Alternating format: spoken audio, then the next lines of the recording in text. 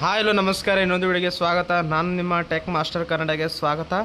So ಇವತ್ತಿನ ವಿಡಿಯೋದಲ್ಲಿ ನಾವು ಇದು ಗೃಹ ಜ್ಯೋತಿ ಫಲಾನುಭವಿ ಪರಿಶೀಲನೆ ಅರ್ಜಿ ಕೊಡಲು ಹೋದರೆ ಏನಾಗುತ್ತೆ ಅಂತ ನೀವು ಅಂತಿರ್ಬೋದು.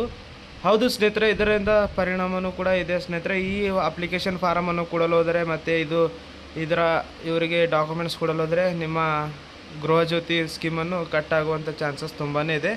ಸೊ ನೀವು ನಿಮ್ಮ ಮನೆಗೆ ಬಂದಂಥ ಲೈನ್ಮೆನ್ಗಳಿಗೆ ನಿಮ್ಮ ಡಾಕ್ಯುಮೆಂಟ್ಸ್ ಕೊಟ್ಟು ಇದನ್ನು ಅರ್ಜಿಯನ್ನು ಫಿಲಪ್ ಕೊಡಿ ಅವರಿಗೆ. ಸೊ ಇಲ್ಲಾಂದರೆ ನಿಮ್ಮ ಗೃಹ ಜ್ಯೋತಿಯ ಒಂದು ಸ್ಕೀಮ್ ಇರುತ್ತೆ ಅಲ್ಲ, ಅದು ಹೋಗಿಬಿಡ್ತದೆ. ಇಲ್ಲಾಂದರೆ ಪರಿಶೀಲನೆಗೆ ಬಂದಿರ್ತಾರೆ. ಯಾಕೆ ಬಂದಿದ್ದಾರೆ ಅಂತ ಹೇಳೋದಾದರೆ, ಸೊ ನಾವು 2 ವರ್ಷ ಹಿಂದೆ ಗೃಹ ಜ್ಯೋತಿ ಸ್ಕೀಮ್ಗೆ ಅಪ್ಲೈ ಮಾಡಿರ್ತೀವಿ. ಸೊ ಅದನ್ನು ಕೂಡ ಇವಾಗ ಬೆನಿಫಿಟ್ಸ್ನು ಕೂಡ ಪಡಿತಾ ಇದ್ದೀವಿ. ಸೊ ಮತ್ತೊಮ್ಮೆ ಇವಾಗ ಪರಿಶೀಲನೆ ಸಲುವಾಗಿ ಇದೊಂದು ಅರ್ಜಿ ಮುಖಾಂತರ ನಿಮಗೆ ಚೆಕ್ ಮಾಡ್ತಾಯಿದ್ದಾರೆ.